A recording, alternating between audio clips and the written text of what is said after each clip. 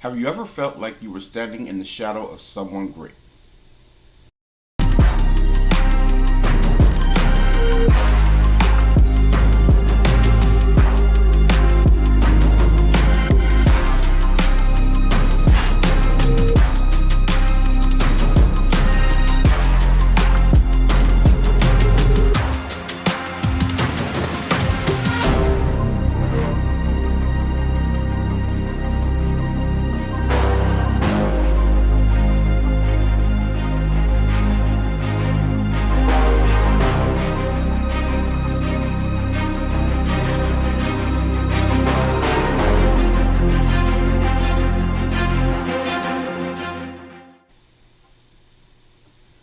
Good morning, everybody, and welcome back to another awesome daily devotional.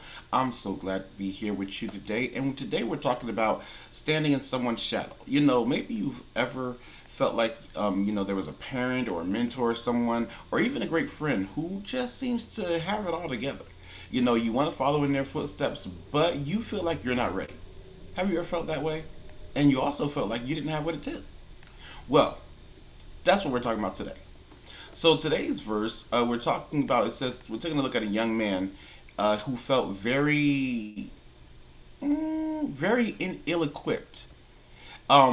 He tried his very best, but his request changed everything. So I'm reading from Second Kings chapter 2, verse 9, and it says, "And it came to pass when they were gone over, that Elijah said unto Elisha, Ask what I shall do for thee, before I be taken away from thee. And Elisha said, I pray thee, let a double portion of thy spirit be upon me."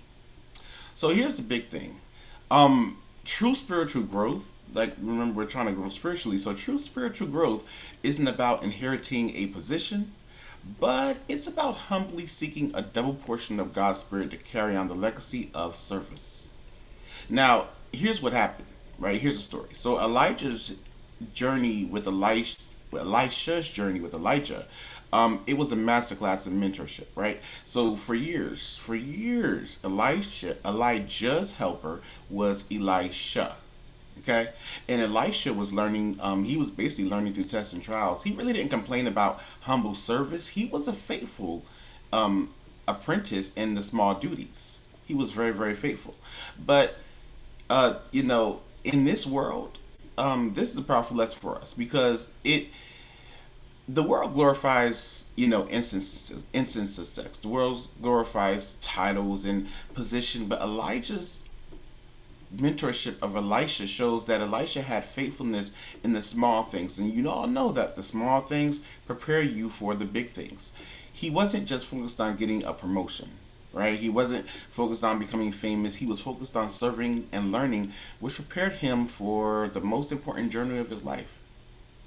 When Elisha was about to be taken away to heaven, when Elijah, these words and names, was about to be taken away to heaven, basically he gave Elisha a blank check. He said, Ask what I do for thee, and whatever you ask, I'll give it.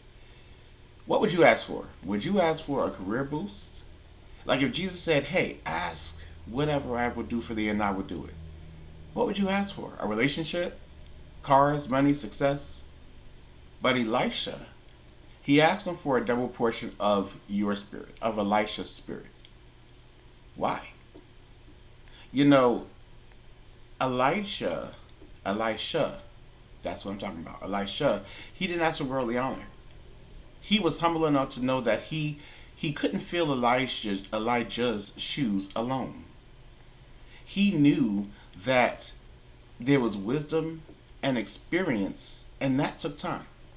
And he needed supernatural anointing to carry on the mission. He knew the only way to be a great successor for Elijah was to first be a humble student. So this week, here's all you got to do. You might want to ask God for a small task, maybe a small humble task. Just identify what needs to be done in your family, your church, your community.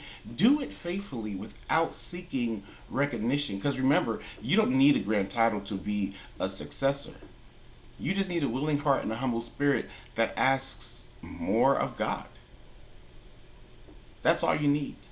Remember, Elijah passed down a legacy to Elisha. Remember, you can be wiser than the people who came before you, but that wisdom comes through being humble. Be encouraged. God has a special plan for His church, and He will equip you for the work He's calling you to do. You just have to be willing to do the small task, and then, like Elisha, humbly ask for spiritual power to take the next step. So, my only question is, are you willing to take that next step? Ladies and gentlemen, y'all have a great evening, day, or morning, or whatever time you're watching this video. Goodbye.